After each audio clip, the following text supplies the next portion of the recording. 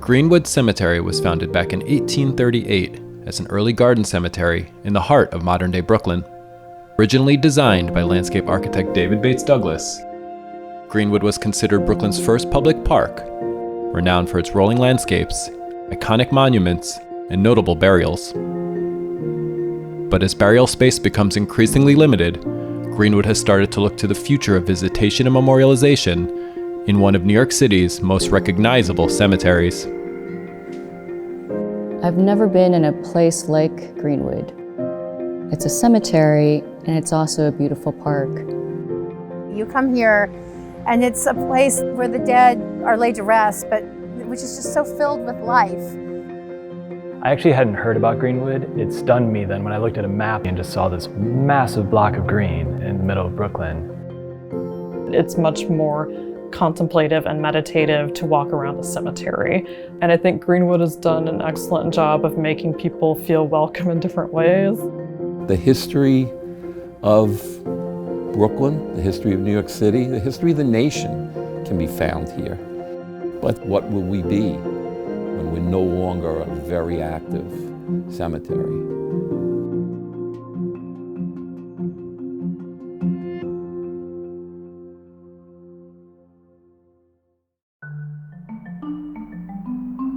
Greenwood was founded in 1838.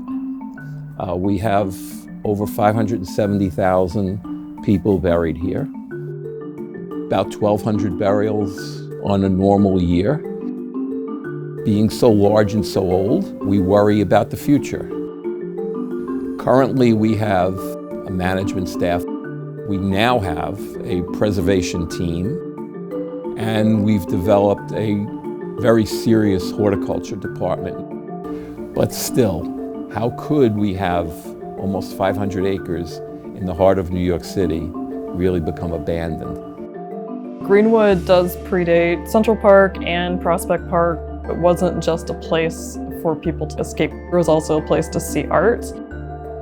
The catacombs are in the center of the cemetery, and you can only see them if they're unlocked.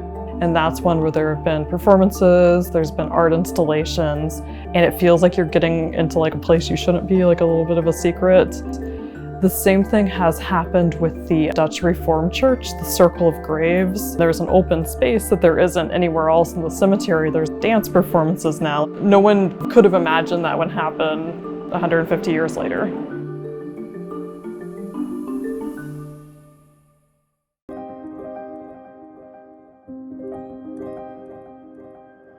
I've heard it said that Greenwood is a place that the dead create for the living. And so we're always trying to come up with new ways to bring storytelling into the cemetery. We have people arrive at sunset, and you walk up the hill, and all of a sudden you come out to see a lit stage with tables and chairs, like you're in a theater, only you're in the middle of a graveyard. And people are sitting not just in these seats, but they're also sitting on carpets all over the graves. And so there's just something about being able to come to a place, where you're literally surrounded by thousands and thousands of bodies. And it feels like a dance between the storytellers and the audience and the actual graves. People leave enchanted. Greenwood is like a memento mori in the form of a giant park. It's this really unique public space that acknowledges death and sorrow and the beauty and tragedies of life. We need spaces like this for people to come here to appreciate what it is, appreciate what it has been, and to sort of reimagine what it can be too.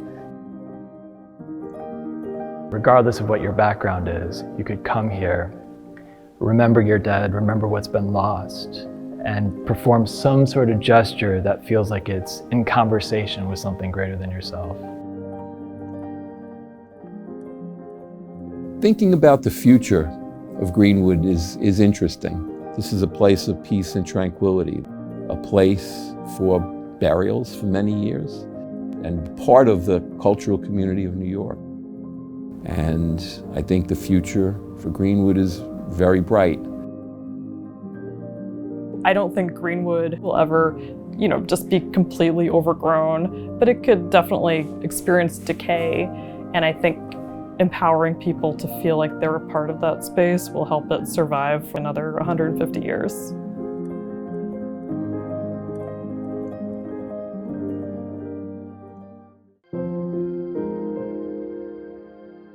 So as we reflect on the history and future of Greenwood Cemetery, efforts to reimagine burial grounds continue to inspire new approaches to visitation and memorialization. And as the story of Greenwood is still being written, we should all pause to reconsider the significance of our cemeteries, not only as landscapes for the non-living, but also public grounds to truly celebrate life, death, and each other.